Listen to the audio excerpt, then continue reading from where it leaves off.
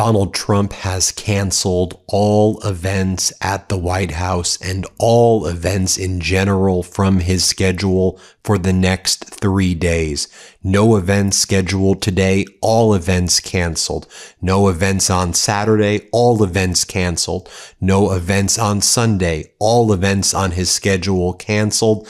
And then on Thursday, he had all events closed to the press. This, as we saw Donald Trump rapidly, physically, and cognitively deteriorate on what was the most disastrous NATO summit in the history of any United States president attending such an event, or any international event ever attended by the United States president.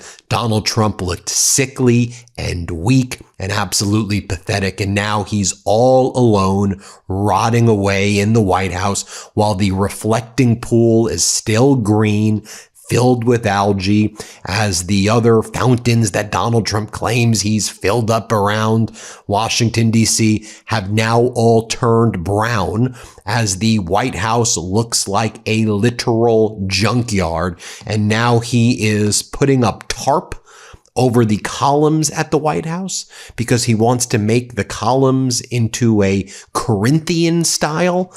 That's what this loser is doing all alone while he depletes our strategic petroleum reserves. He has scaffolding and tarp, the semi-transparent tarp, and he continues to put the lettering on the White House to tell him where he needs to go because he has no clue where he is. So he needs to put up signs that say, West Wing, this way, Donald. This way, Donald. That's what the president of the United States is doing. How sad, how pathetic. And Netanyahu is getting in Donald Trump's ear, chirping, you need to go back to war, Donald. Iran wants to kill you, Donald. They want to assassinate you, Donald. It's what Netanyahu's been saying. I mean, look, if you looked at the massive processions for the Ayatollah in Iran and in Iraq, where there were tens of millions of people who showed up to mourn Ayatollah Khomeini, who was killed by the Trump regime, along with his daughter, son-in-law, granddaughter, and others in his family. You saw all those signs that said, you saw what the sign said, threatening Donald Trump's life, threatening Donald Trump's life, threatening Donald Trump's life, threatening Donald Trump's life. And then the coup de grace, quite literally the coup de grace, they did it with the massive Lego float. They pulled out a massive Trump Lego float and burned it down in the Mashhad area in Iran right before the Ayatollah was buried. I'm going to share this with you, the Lego Trump burning down in Mashhad by Iranians. Let's play it right here.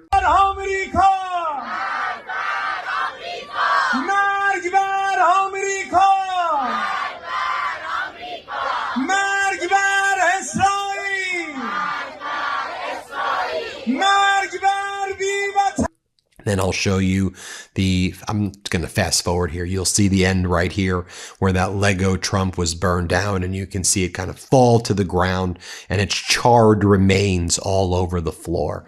Here, play this clip.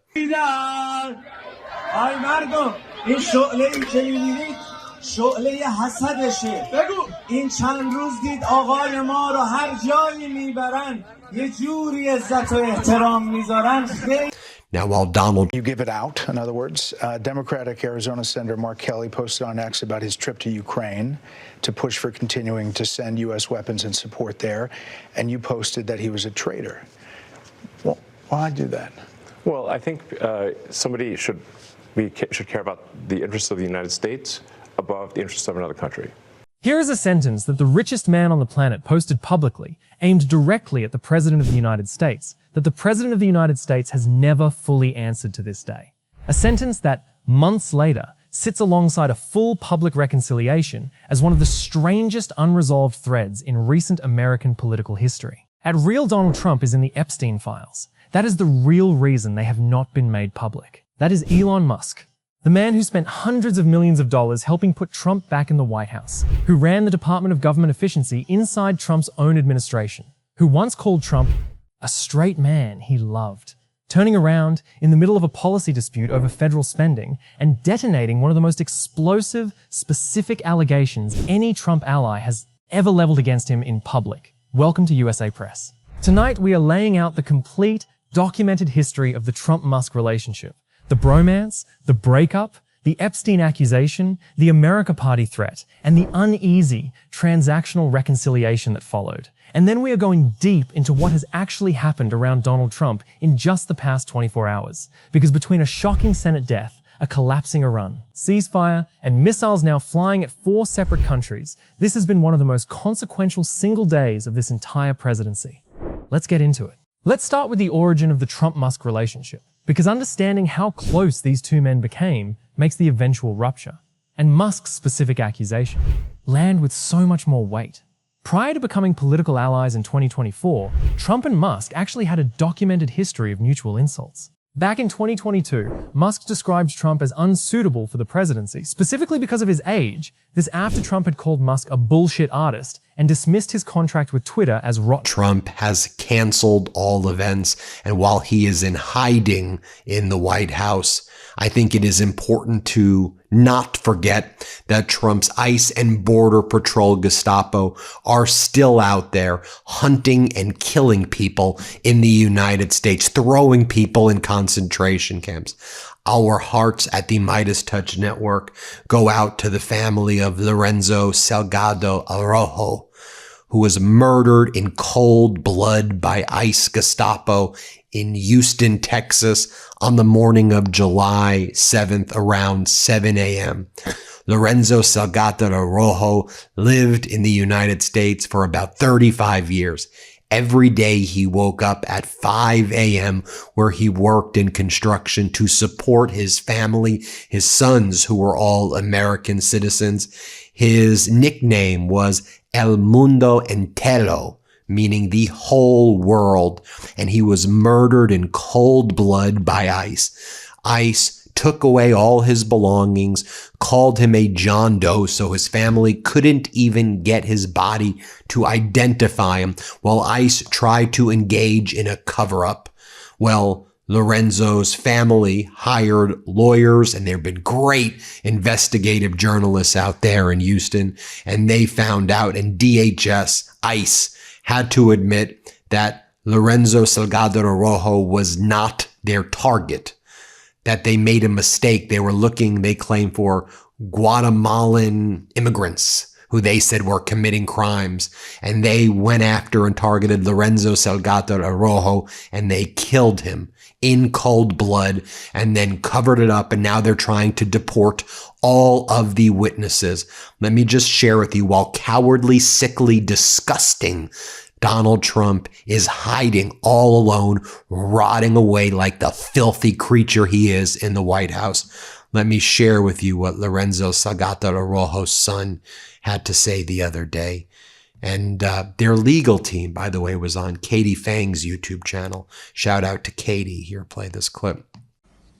I am calling for a full investigation into the events that transpired yesterday, July 7th. He did not deserve to die.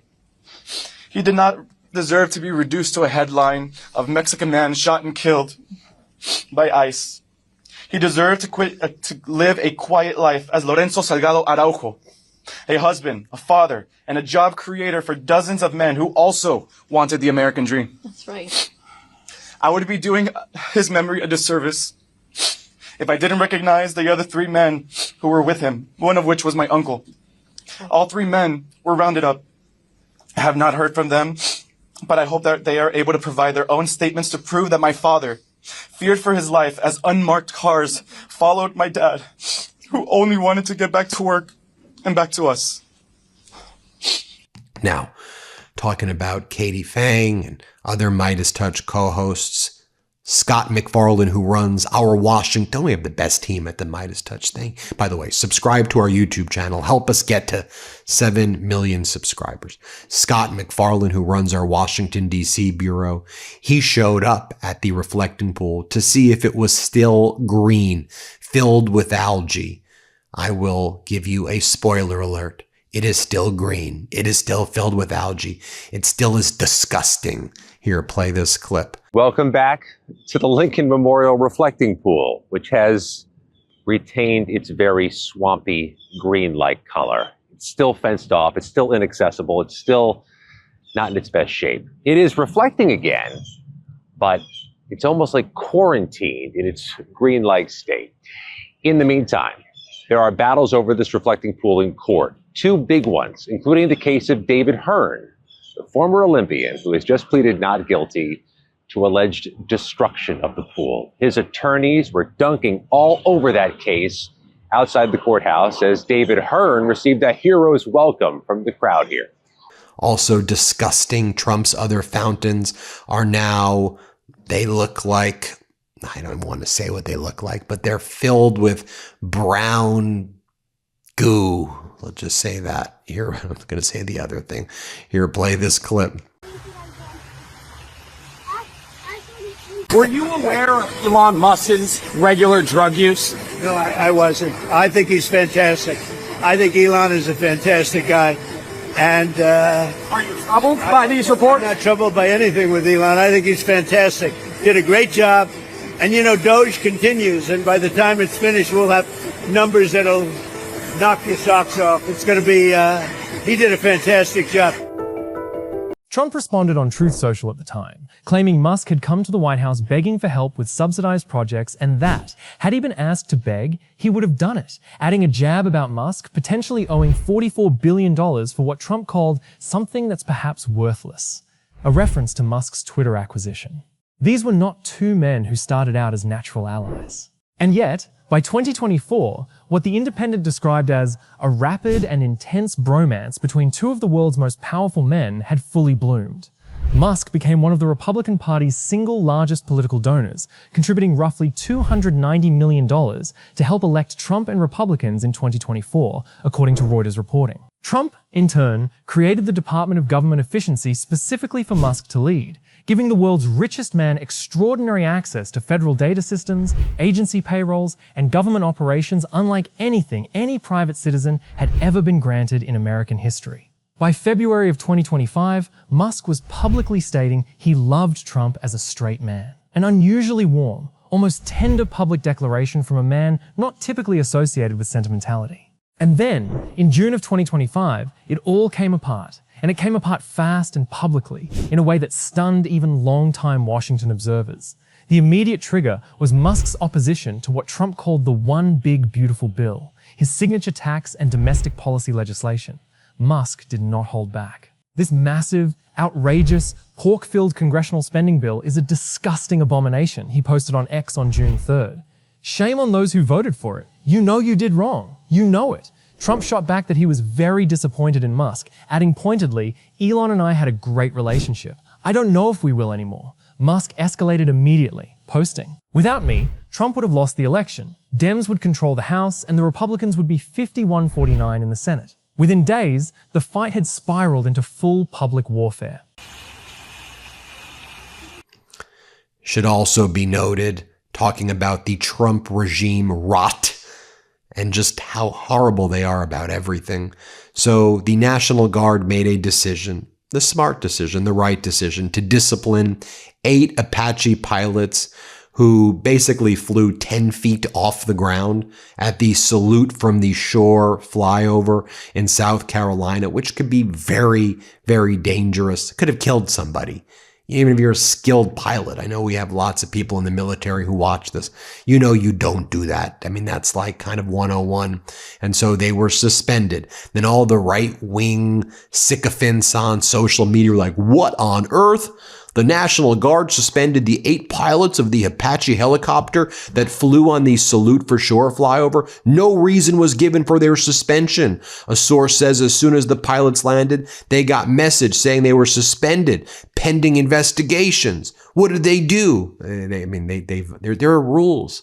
We're supposed to be a law and order rule-based society, but we're not. After they were suspended, Pete Hegseth goes, "We'll fix this. Carry on. Carry on, patriots. Carry on, patriots." I mean, could we just get back to normalcy? Can we get back to truth and accurate data? I mean, why do we wake up every day with headlines like this? U.S. Department of Agriculture had to revise its late June U.S. beef export numbers down 90%. Quite the error. The U.S. Department of Agriculture dramatically lowered its reported beef export sales for late June on Thursday, sparking fresh concerns about the quality of the agency's data after staffing losses as part of the Trump regime's reshaping of the federal government. USDA said exporters in late June sold a net 12,064 metric tons of U.S. beef to foreign buyers, 90% lower than the volume it originally reported a week ago. Traders had largely dismissed the USDA's initial report as inaccurate. Just think about that. All of the data coming out from this Trump regime, essentially fabricated, false, but that shouldn't surprise us. Donald Trump was brought to a massive civil trial because he inflated and deflated and made up numbers. I mean, does it really shock us when he's out there saying, I brought in $19.2 trillion. I've reduced drug prices 800%. When you buy medication, they pay you $800 for a $1 medication right now, all because of my MAGA policies right there. That's the worst Trump voice ever, but $19.1 trillion I brought in. That's why the deficit keeps on increasing. That's why we keep on putting on more debt into because I brought in $19.1 trillion. You don't know where it is. It's super secret. Nobody knows where it is except for me, because no one knows like hiding money like me. Nobody knows how to hide it. Nobody knows about nuclear. Nobody knows about anything. I mean, how do we let this idiotic thing, this creature, this grotesque thing in the White House right now? But there he is, all alone, rotting away, probably saying, you want to make a deal with me, Iran? Iran, you want to do a deal? I do deals. I do deals. I do deals. Deals. Deal this, deal that, deal up, deal down, deal right, deal left, deal clown, deal. That's my Dr. Seuss deal. But I mean, I do deals. Before I did the Midas Touch Network, I worked with some of the top deal makers in this country at the highest level. They don't go around saying, I do deals. I do deals. I'm a deal guy. I do deals. Here was Donald Trump. CNN did a good supercut of him saying, I did a deal with Iran. They want to do a deal with me. Here, play this clip. They want to make a deal. And they want to make a deal so badly. They want to make a deal so badly. I do see a deal in Iran. It's looking very good that we're going to make a deal. This process should go very quickly. We're going to end that war very quickly. We're in the final throes of what will be a very, very good deal. And they want to make the deal a lot more than I do. We have our deal done with Iran, and it should be successful. We're making an amazing deal with Iran. They want to make a deal with us very badly. They're dying to make a deal. They're giving us a lot. They want to make a deal so badly. Jonah Goldberg. I don't want to show these clips, but yesterday you then had Treasury Secretary Bessent. While Americans are suffering, he spent the day in Tennessee, naming a bridge after Donald Trump. The people of Tennessee have bestowed this great honor, and why there is no one more deserving of it than Donald J. Trump. From this day forward, every driver that encounters this bridge will see that it bears his name because he is. And if they don't, they're a traitor. Yeah, but he's a decorated veteran, a former astronaut, a sitting U.S. senator. It doesn't mean it's okay for him to put the interests of another country above America. Obviously, there are some Republicans who think supporting Ukraine is the right thing still, but there is a battle back and forth about how do you think it comes to an end?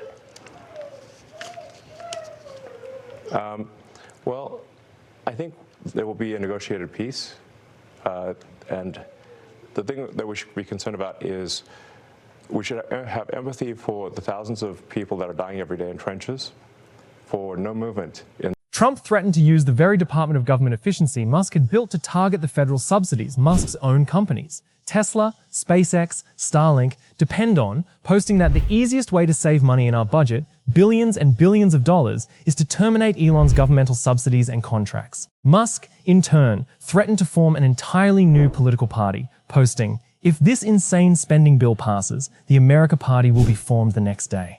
Now let's get to the moment this entire feud crossed from ordinary political sparring into something genuinely explosive. Because on June 5th, 2025, Musk posted on X, "Time to drop the really big bomb." What followed was the sentence that opened tonight's report. The direct claim that Trump himself appears in the Jeffrey Epstein files, and that this is the actual reason those files have never been fully released to the public. Musk did not stop there. According to reporting from The Independent, he also shared footage purporting to show Trump partying with Jeffrey Epstein, amplifying the allegation with visual material rather than simply making a bare claim. Trump's response, when it finally came, was not a direct denial of the Epstein connection itself. It came, instead, indirectly, through a shared post from attorney David Schoen, who had once represented Trump during an impeachment trial and who claimed to have been hired to represent Epstein shortly before Epstein's death in custody. Schoen's post stated that Epstein had no information to hurt President Trump, a carefully worded rebuttal that addressed the substance of what Epstein might have known without ever directly and personally denying that Trump appeared in the files themselves. That distinction matters enormously, and it is exactly the kind of gap that trained observers of Trump's communication patterns tend to flag. When a direct, simple denial is available and isn't used, the absence itself becomes its own kind of signal.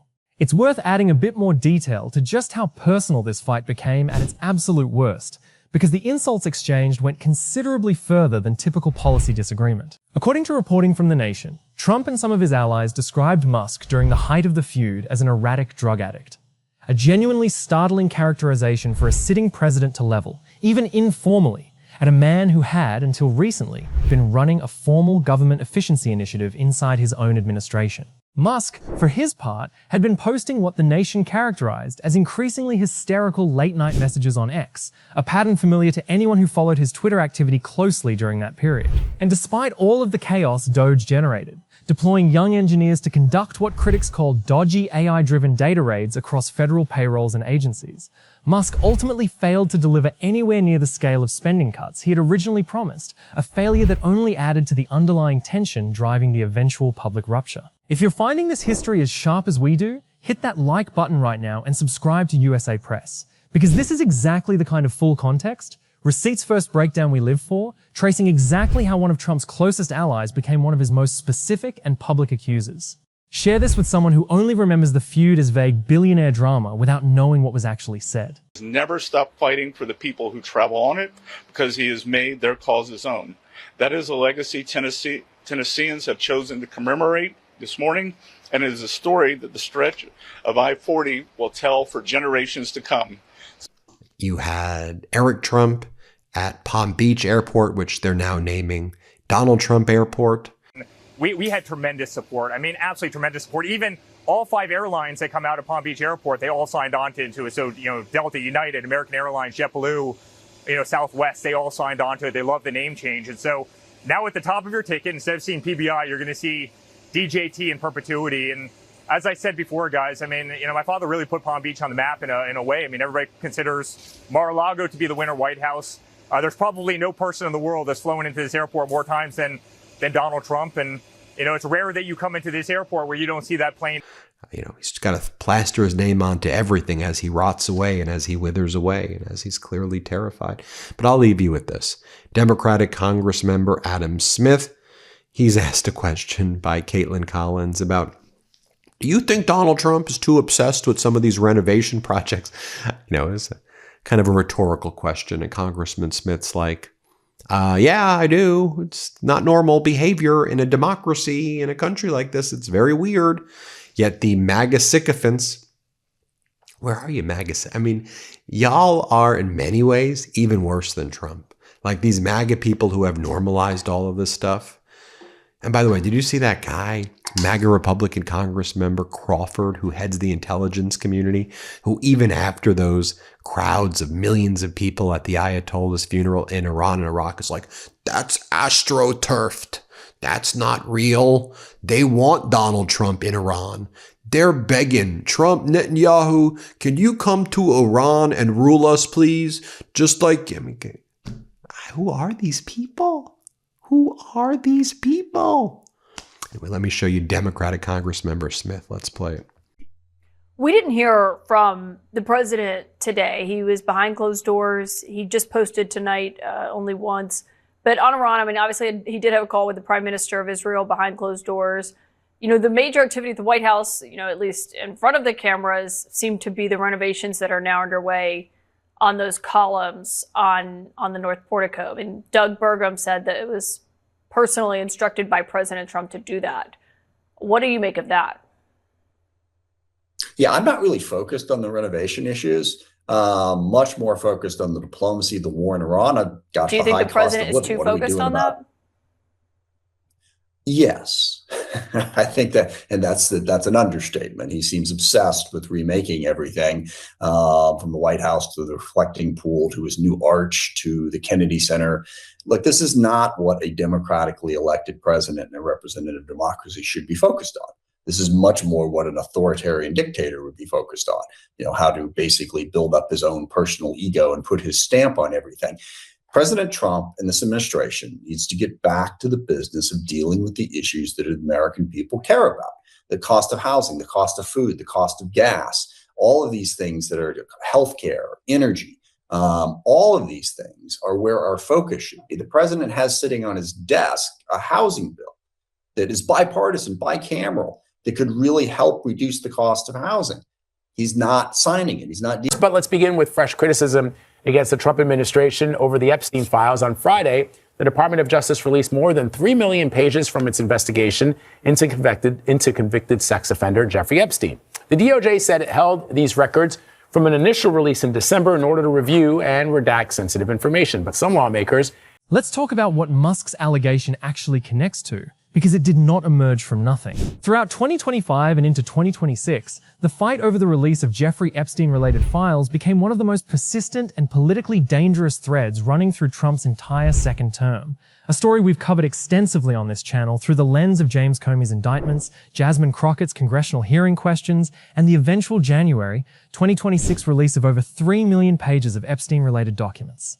Trump's name has appeared in those files more than 1,000 times, according to Congressman Jamie Raskin's own review of the material.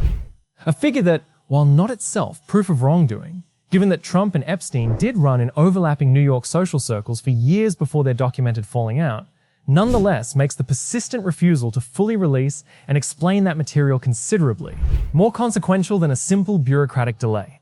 When Musk, someone who had spent months inside Trump's own administration with access to extraordinary amounts of internal government information, chose that specific accusation as his really big bomb, he was not reaching for a random insult. He was pointing directly at what remains, to this day, one of the single most persistent vulnerabilities in Trump's entire political career. It's worth including one more concrete grievance that contributed to the underlying tension before the public explosion, because it shows the rupture had been building for weeks rather than emerging purely from the spending bill dispute. Trump had decided not to nominate Musk's close ally Jared Isaacman to lead NASA, a position of real strategic importance to Musk given SpaceX's extensive government rocket launch contracts and his own long-stated ambitions around Mars exploration. The Nation's reporting suggested this decision, driven in part by Isaacman's history of donating to Democratic campaigns, was already souring the relationship well before Musk's public criticism of the spending bill brought everything into open view. Understanding that layered context matters, because it means the eventual big bomb Epstein accusation was not simply an impulsive reaction to a single tweet disagreement. It emerged from weeks of accumulating institutional friction between two men who had briefly convinced much of the country, and perhaps themselves, that their alliance was built on something more durable than mutual convenience. Now, here's where the story takes its characteristically strange turn, because unlike so many of Trump's other feuds, the ones with Rosie O'Donnell, with George Conway, with the late-night hosts we've covered extensively on this channel, this one did not stay broken. Within days of the most explosive exchanges, both men were publicly wishing each other well. Musk posted a well-wishing message on X late on a Friday, even as he continued musing about starting his own political party. By August, Trump was telling reporters, in response to a Gallup poll showing Musk as one of the country's most unpopular public figures, that Musk had a bad moment but remained, in Trump's assessment, Donald Trump is panicking this morning, and he is trying to create a false flag incident inside the Strait of Hormuz to justify an even more massive escalation of United States troops and the United States military attacking Iran. Let me break down what is taking place right now. As I'm sure you know from my earlier report this morning, Donald Trump has now canceled all of his events in the White House for the next 3 days, and that follows him canceling all events yesterday and shutting down all of his meetings from the press. What we're seeing take place on the satellite footage right by the Strait of Hormuz, right by the Persian Gulf, we're seeing these U.S. super carriers, the USS Abraham Lincoln, and we're seeing the USS George H.W. Bush aircraft carrier very close to Iran, closer than it's ever been since Donald Trump launched this catastrophic war against Iran with Netanyahu about 4 months ago, which Trump said he was going to resolve in just a few days. Like a miracle, it was all going to go away, just like COVID, right? So take a look right here. Molo Monitor was able to identify on a Sentinel-2 satellite over here these U.S. Aircraft carriers. Here's the USS Abraham Lincoln. Here is the USS George H.W. Bush. Look how close they are. We're talking about 250 kilometers away, 220 kilometers away from Chabahar in Iran. And so it seems clear to me what Donald Trump is trying to do is create another Gulf of Tonkin incident, a la the Vietnam War, as he gets more and more desperate. Because one of the things we're seeing, and you know that I've been talking about this over and over again, it's that crack price, the spread between the crude market, which is being manipulated by the Trump regime and being shorted, in my opinion, so that it's like $72 a barrel, $71 a barrel, as contrasted to the price of the refineries. So that difference is called the crack price. So I'm sure you're seeing right now gas prices either remaining the same or gas prices are going up. Yet Donald Trump is manipulating the crude market, and Trump thinks, if I manipulate the paper market for crude, that's going to result in cheaper prices and I can take credit for it at the pump. That's not the way it works, because the refineries kind of see what's going on, and it's a basic supply and demand issue. As Patrick DeHaan explains, that escalated quickly. The national average right now for gas, what you and I pay when we have to fill up our car. The paper market of crude is not what we pay when we can't afford our gas. That's the issue right here. The national average is now $3.85 a gallon as oil prices are now rising. And this is also not just the Strait of Hormuz, but one thing I've been talking about, the escalation between Russia and Ukraine, with Russia's escalation of Kyiv, Ukraine responding by striking the Russian oil refineries. And that also adds, of course, to less supply of the crude and of the oil. And so it's a basic supply and demand.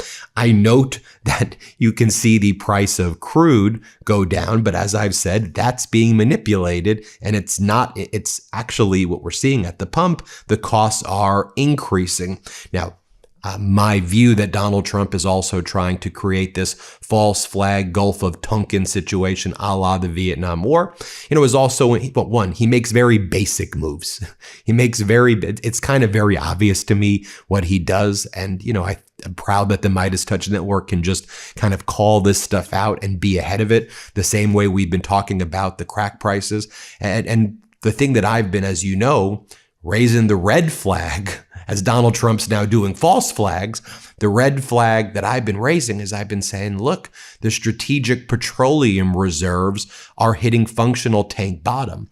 So we're now 7 to 8 days away for tank bottom, no more in terms of the ability of the strategic petroleum reserve to really function at the level needed which would then result in kind of massive shortages, massive kind of gas lines. It would become, truly catastrophic. So I think Donald Trump was like, okay, if I bomb Iran this past week, maybe they're going to give up. I'm like, that's your lesson from.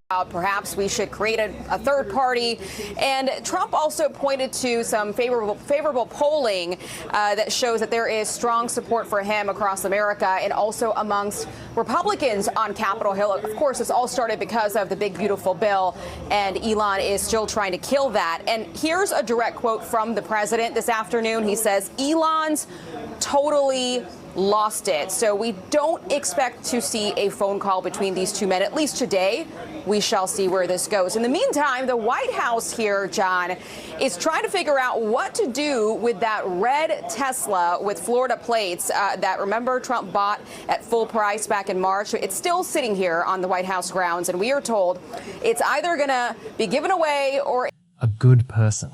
The two men were then seen shaking hands at Charlie Kirk's memorial service in September, a moment Musk captured in a photo captioned simply, "For Charlie," using a shared moment of national mourning as the setting for a very public, very deliberate reconciliation. By November, Musk was attending a White House dinner honoring Saudi Crown Prince Mohammed bin Salman. By January of 2026, Musk posted that he'd had a lovely dinner last night with at POTUS and at FLOTUS at Mar-a-Lago, adding, 2026 is going to be amazing! And by June of 2026, Bloomberg was reporting that Trump had described Musk as a friend of mine again, characterizing their now repaired relationship as having become notably more professional in tone. It's worth including the specific mechanics of how this reconciliation was actually engineered, because it wasn't purely organic or accidental.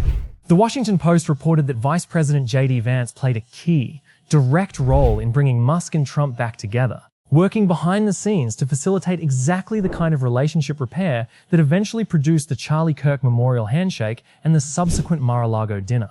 That detail matters because it tells you this was not simply two men naturally cooling off after an emotional outburst. It was a deliberate, managed political project, with a sitting vice president actively serving as the intermediary, specifically because both sides recognized how much value remained in repairing the relationship regardless of how personally wounding the public exchanges had been. Let me give you my full analysis of what that reconciliation actually represents, because I think it reveals something important about how power actually functions inside this administration. This was never simply a personal friendship that soured and then mended through mutual affection. It was, from the very beginning, a fundamentally transactional arrangement. And both men understood that at every stage. Musk needed Trump's administration to remain friendly toward his company's federal contracts, subsidies, and regulatory treatment. Trump needed Musk's money and his platform's reach heading into a brutal 2026 midterm cycle. By January 1st, 2026, Axios was reporting that Musk had already resumed cutting substantial checks to help Republicans win congressional races, a report Musk himself effectively confirmed. Musk posted on X that America is toast if the radical left wins, warning that Democrats would open the floodgates to illegal immigration and fraud. Rhetoric that, only months earlier, would have seemed almost unthinkable coming from a man who had just accused this same administration of covering up its own president's connection to a convicted sex trafficker. The nation's own analysis of this dynamic put it bluntly. Despite Musk's chaotic, inconsistent behavior, he remains firmly enmeshed in the far-right MAGA project. And as 2026 approached, his money and rhetoric were already flowing firmly behind the president and his party's prerogatives. Trump himself, notably, never actually retaliated against Musk in any of the concrete, punitive ways he threatened during the height of the feud. The subsidies were never actually cut. The contracts were never actually terminated. Both men, it turned out, needed each other considerably more than either was willing to admit during the worst weeks of their public war. It's worth including one final data point demonstrating just how completely this relationship has been restored. The catastrophic war, you think they're just going to give up? Of course they're not going to. And now he's getting desperate. And so he needs to kind of create this pretext for an all-out war as we get closer to functional tank bottom of these strategic reserves, as the oil price is now going, the gas price that you pay from the refineries to, the place where you go fill up, that's going up. So he needs something, right? What he needs is an escalation of the war, but he needs, in his own Trumpian way, his excuse. He needs to basically hang his hat on something the same way it's reflecting. Well, the Vandals ripped it apart. So he needs to say the Iranians attacked the USS aircraft carrier, the George H.W. Bush. They attacked the USS Abraham Lincoln. Here's what Trump posted this morning. Let me go over with you. He goes, the Islamic Republic of Iran, this is what he posted this morning early. The Islamic Republic of Iran has asked us to continue talks. And he puts that in quote. We have agreed to do so, but the United States has stated to them in no uncertain terms that the ceasefire is over, exclamation point. Thank you for your attention to this matter, Donald J. Trump. Now, of course, he's lying about Iran. They're not asking for talks. Donald Trump is trying to use any type of fabricated negotiations to buy time, I think, to implement this plan that he wants to implement, where he's going to put the blockade on again and try to bait Iran into attacking these aircraft carriers, these super carriers. And whether Iran does it or whether Iran doesn't do it, Donald Trump's going to say, well, look, everybody, they attacked us, so now we need to invade Iran and we need to attack Iran. And that's why the strategic reserve is down. That's why the gas prices are back up. Iran did it. Look, they attacked our carriers. To me, that's what he's setting this up for. Now, again, I think this also comes at a time where we know that Netanyahu has been in Donald Trump's ear, right? He's been calling Donald Trump up and saying Iran wants to assassinate you, that they've developed plans to kill you. There's other reporting that now Donald Trump has said to some of his advisors, I have a plan that if they kill me, you need to bomb the hell out of them and destroy the civilization. That was leaked out today as well. But I think Netanyahu was also probably telling Donald Trump about how to do these kind of false flag type of plans. And clearly, I think that's being coordinated. Trump went back to Barack Ravid, his personal stenographer over at Axios. He's a reporter, but he basically just writes down whatever Donald Trump tells him to write down. Here's what Barack Ravid says.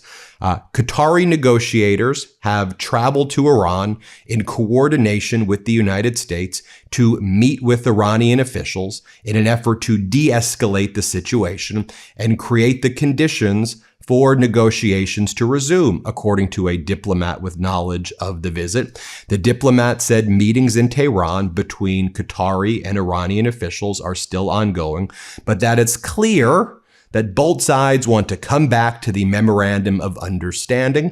Barack Ravid also reposts Qatari, Pakistani, Turkish, Egyptian, and Saudi officials have conducted multiple phone calls on Wednesday with both U.S. and Iranian officials in an effort to calm down the situation, sources said. If you look at the Strait of Hormuz right now, you'll see that there are basically no ships moving out at all, certainly not through that southern lane that the United States tried to open. Some ships exiting through the IRGC lane, but clearly traffic there is coming to a major halt, and this as the strategic reserves in the United States continue to be depleted. You have statements from Israel. War is not over. Prime Minister Netanyahu of Israel.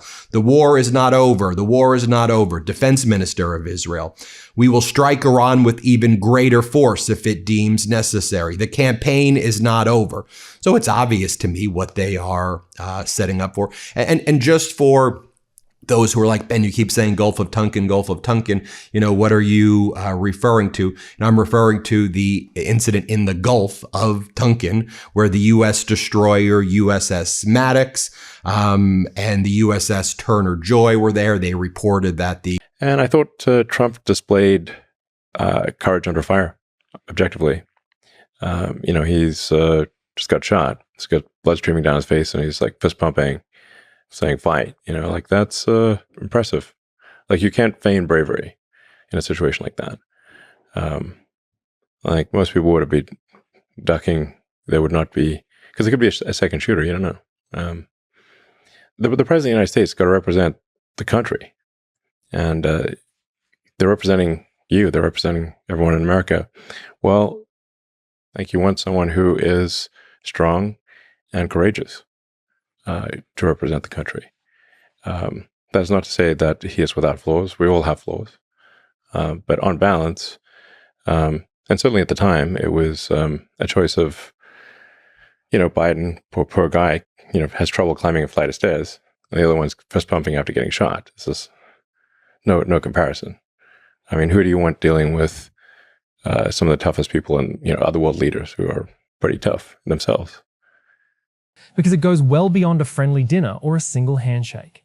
In May of 2026, Trump invited Musk to join him on a high-profile state visit to China, Trump's first such visit since 2017, alongside other major American business figures, including outgoing Apple CEO Tim Cook and BlackRock's Larry Fink. The trip was designed around securing trade deals with Beijing and discussions covering artificial intelligence, Taiwan, and the ongoing war in Iran. For Trump to include Musk in a delegation of that stature and sensitivity, barely 11 months after Musk had publicly accused him of appearing in the Epstein files, tells you everything about how thoroughly transactional utility has overridden whatever personal wound that specific accusation might have once caused. Let me give you my prediction section on this specific relationship, clearly labeled, because I think the pattern here is genuinely instructive about how this administration handles its most powerful allies.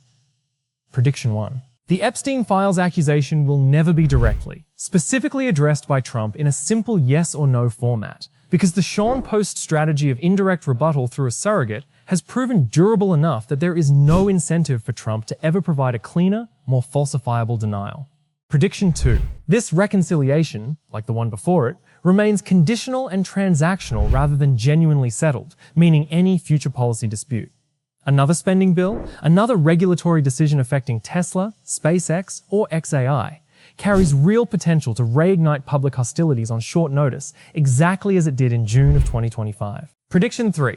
Watch Musk's midterm spending closely over the coming months, because the scale of his financial commitment to Republican candidates will tell you far more about the true state of this relationship than any public photo opportunity or friendly social media post ever could. Now, let's turn to what has actually happened around Donald Trump in the past 24 hours, because this has been, without exaggeration, one of the most consequential single-day news cycles of his entire second term, and every American needs to understand the full scope of what's unfolding right now. That they were attacked by North Vietnamese torpedo boats, and that there was this attack they claimed to have been fired upon, but it was later proven that the attack did not occur, and that was ultimately used by Lyndon B. Johnson and Secretary of Defense Robert McNamara in order to escalate after a Gulf of Tonkin resolution was issued. And so to me, from the Gulf of Tonkin incident over in August of 1964 to the Persian Gulf incident, it seems to be pretty clear that that's where they're headed. I want to pivot for a second now and talk to you as Donald Trump is, obviously frantic and flailing internationally. I just want to share with you kind of domestically what's going down also right now. Donald Trump posted the following message this morning. He said, "I will not sign the housing bill, which has been fully approved by Congress and sent to the White House, in protest over the fact that the United States Senate is not capable of passing the Save America Act, which is polling at 97% with the Republican Party and very high with the non-political Democrats. The act states quite simply that to vote, a person must show voter ID, proof of citizenship, and there will be no more crooked, corrupt, and destabilizing mail-in ballots." You also know that Donald Trump votes by mail. I think that's worth noting. It's a voter suppression bill that Donald Trump wants passed. And just think about it. What a immature, just destructive human that he is, that finally when Congress comes together for a bipartisan bill, housing affordability, to try to make housing more affordable for the American people who are suffering, I'm not signing that. I refuse to sign that. I'm protesting it. Now, it will automatically become law if he doesn't veto it later. So, it will become law. But the fact that that's made him so angry, housing affordability. Remember back in 2024 where he killed the bipartisan immigration bill as well, which would have enhanced border security in a safe, appropriate, and compassionate way, and also provided a pathway. This is bipartisan, and provided a pathway for citizenship for people who have been here, working, not committing crimes, not engaged in bad activity, paying taxes, and it would have helped our economy. And Republicans and Democrats overwhelmingly came together, and Donald Trump always kills these bipartisan bills. But as we get closer to the midterms, you've got Donald Trump and MAGA wanting to divide America on just about everything. And so, they'll make it about it's communism this, communism that, social, they're trying to destroy our country. They're trying to kill us. This is worse than the Nazis in World War II. This is worse than, that's what Trump is saying. And that's why it's important that we have a accurate media diet right now. And so I'll give you just an example right now. Here's an article that talks about how the EPA, Environmental Protection Agency, and others, says that MAHA agenda is ongoing, but there's not a single report about it whatsoever. And so you dig deeper and you go, wait a minute, there's no right-wing media coverage on this at all. That the EPA says MAHA agenda is ongoing, but there's not a single report on it. And it's been covered mostly by the left and mostly by the center media. And you realize, wow, there's just a lot of suppression of what's actually happening in media reporting. I just find that fascinating. I often get asked, well, Ben, how do you do your reporting every morning? And I say, I want to make sure I'm giving you perspectives from what everybody out there is saying. And I also want to give you the objective facts and not really give you editorializing or opinion. Try to get to, the objective. It's going to be sold off. The president actually has not said anything on camera about this dust up today. He dodged a question late last evening after briefly commenting on Musk during a visit with the German chancellor. Watch this. I'd rather have him criticize me than the bill, because the bill is incredible. Elon's upset because we took the EV mandate. Elon and I had a great relationship. I don't know if we will anymore. Mr. President, any response to Elon Musk claiming about the Epstein files? So for his part, Musk appears to be a little bit more open to mending relations. Last night, he posted on X that he won't, in fact, be decommissioning the Dragon spacecraft after he posted that he would do that. And then he... The single biggest story is the sudden death of Senator Lindsey Graham of South Carolina, who passed away Saturday night at the age of 71 following what his office described as a brief and sudden illness. Preliminary findings from the District of Columbia Medical Examiner's Office indicate the cause was an aortic dissection due to arteriosclerotic cardiovascular disease, a tear in the wall of the body's largest artery, a condition that can cause fatal internal bleeding with terrifying speed. CBS News obtained photographs showing emergency responders removing a person from Graham's Capitol Hill residence Saturday evening, and a recording of the emergency call that night referenced a dispatch for cardiac arrest. Graham had just returned from a trip to Ukraine, where he had met with officials as part of his decades-long role as one of the Senate's most committed foreign policy hawks. Trump revealed in an interview on NBC's Meet the Press that he had spoken with Graham by phone Saturday evening, hours before the senator's death. Other than being tired, he was fine, Trump said, adding with visible emotion that the call could have been his last call. Trump's tribute to Graham, posted to Truth Social, called him one of the greatest people and senators I have ever known and a true American patriot, adding that Graham will be greatly missed. Trump ordered all American flags across the country lowered to half-mast in Graham's honor. And in a detail that reveals just how enmeshed Graham had become in Trump's own legislative agenda, Trump told reporters that in their final conversation, Graham, despite being exhausted, had specifically emphasized his desire to help pass the Save America Act, the same election overhaul legislation we've covered extensively on this channel, and that Graham's death now represents, in Trump's own words, a big blow to that bill's prospects. Graham's political journey with Trump was itself remarkable. He had run against Trump in the 2016 Republican primary, warning at the time that nominating him would get the party destroyed, and had even voted for a third-party candidate rather than support Trump in that general election. Over the following decade, that relationship transformed completely, with Graham eventually calling himself Trump's North Star and becoming one of his most reliable defenders and legislative allies, chairing the Senate Judiciary Committee during the confirmations of Justices Gorsuch, Kavanaugh, and Barrett. Under South Carolina law, Republican Governor Henry McMaster will now appoint an interim replacement to serve until January of 2027. With ground news for this episode, they're the best tool for me to stay objective with my reporting. It's an app and website that pulls in thousands of articles from around the world and organizes them by story to show you how the left, center, and right are framing stories differently. For every story, the color-coded layout makes it easy to see the political bias of each source. I can filter for high factuality sources and see which sources are independently owned or owned by large media conglomerate corporate interests. This lets you compare the reporting on the same issue in one place so you can come to your own conclusions, like the article that I just shared with you about the EPA saying the Maha agenda is ongoing, but there's not a single report on it. No one on the right wing is covering it. And so I use Ground News's dedicated blind spot feed to highlight that bias, and I could then determine who's covering what. Because I believe in Ground News so much, we're going to offer you 40% off the same Vantage plan that I use for my research. Just go click the link in the description or go to ground.news/MTN or scan the QR code up here. It's one of the biggest discounts they ever offered, ground.news/MTN. If you want to support this channel and get a clearer understanding of the world, try out Ground News one more time. It's ground.news/MTN or scan the QR code up here. Because you see what the MAGAs are pushing right now.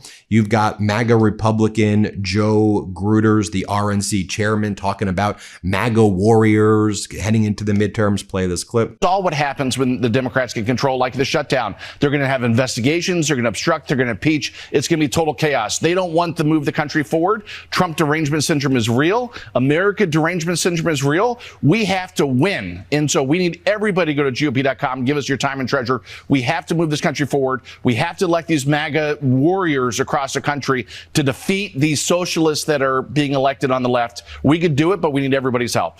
More from him right here. This is more from RNC chair Joe Gruters right here. And you can see how panicked and frantic they are. Let's play it. We need to have MAGA warriors in place to move the president's agenda. We need to pass the Save America Act. We need to push the president's agenda by electing these MAGA warriors. If we don't, the president's agenda is over. We'll spend 2 years fighting with the Democrats. We're not going to. And then notably, you have the State Department spokesperson, Tommy Pigott, talking about renewed hostilities in Iran, going back to what I was saying earlier about what I believe to be this kind of false flag operation that the Trump regime is trying to pull right here. And, he's basically saying the objectives remain as clear as ever when it comes to it. What do you mean clear? You've never explained what the objectives are, so I'm not sure how they are clear as ever. Here's what here's what State Department spokesperson Tommy Pigott, has to say. Play this clip. I want to get you on this because I've got you for a moment here. Apparently, there are negotiators out of Qatar that have landed in Iran about a few hours ago, and some sort of negotiation is now underway.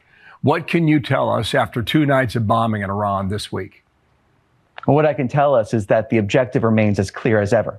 That is what is so clear. And President Trump, from the very beginning, saying the Iranian regime cannot be allowed to have a nuclear weapon.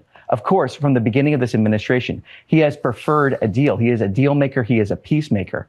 But it is an untenable threat to allow the Iranian regime to have a nuclear weapon. And it is something that President Trump will not allow to happen. Other presidents made that promise. President Trump is taking action to make sure that the Iranian regime can never have a nuclear weapon. Tommy, are we going back to war, or have we stepped away from it for now? Well, I think all of this goes back to that objective. So what we're going to see is a president that is going to make sure that our objective here is fulfilled. He has been clear one way or another, the Iranian regime won't have a nuclear weapon. And that is the action that he is taking. Okay, Tommy Pigott, State Department. Thanks for coming on. A lot to cover. Appreciate your time. And so we'll keep you posted here on the Midas Touch Network every step of the way. I really want to flag what's happening with these ships, with these carriers that have been moved very close to Iran. While Donald Trump, I think they're also saying there's going to be talks in Switzerland soon as well. They're going to be having more negotiations in Switzerland. That's when Donald Trump uses that as often the time to pull these stunts. And it was like they got shot with a dart in the jugular that contained like methamphetamine and rabies, okay? And they're like, wow! And I'm like, what is wrong? Guys, like, you can't have like a normal conversation. And it's like they become completely irrational. Replied, "You're not wrong," to a post by David Ackman, who wrote, "The two men should make peace for the benefit of our great country. We are much stronger together than apart." So at this hour of this breakup watch here at the White House, President Trump not budging. He departs for Bedminster later this afternoon, about 3 o'clock, and that will be what we expect the first time we'll see him today. And maybe he'll talk to us in the cameras about what he thinks about Elon. John. Well, be sure to ask him about that red Tesla, because the denouement of that little item is something that we're all interested in. Are you interested in that Tesla, John? Well, no, I'm interested in the story. And the fact that it's got Florida It's for plates sale, on it, by now it's supposed to have D.C. plates on it, I think, though maybe the president gets special dispatch. Suggests the administration itself has not settled on a single, consistent strategic posture, which markets tend to punish more severely than either clear escalation or clear de-escalation. Prediction 3, and this connects directly back to Senator Graham's death.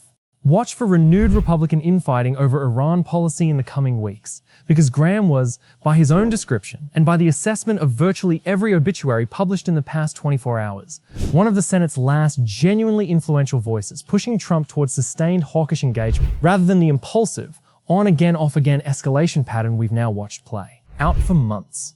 And his sudden absence removes one of the few voices inside Trump's orbit capable of pushing back on that inconsistency from a position of real trust and decades of accumulated personal history that few other senators on either side of the aisle could ever hope to match. Here is the deeper truth connecting everything we've covered tonight.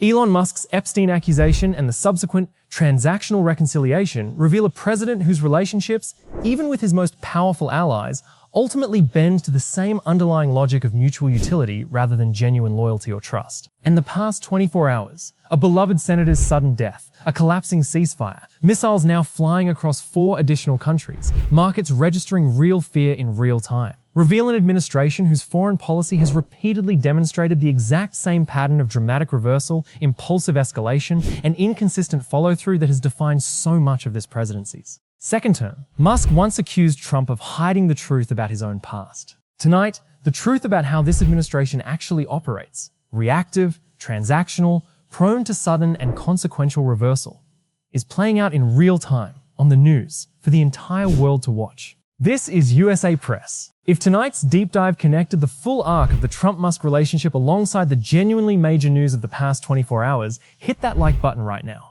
It costs you 1 second, and it puts this reporting in front of thousands more people who need the complete picture on a day this consequential, especially when so much genuinely important news risks getting lost in the sheer volume of what's unfolding simultaneously. Subscribe to USA Press and turn on notifications, because between the widening Iran conflict, the fallout from Senator Graham's death, and whatever comes next in the Trump-Musk relationship, this story is nowhere close to finished.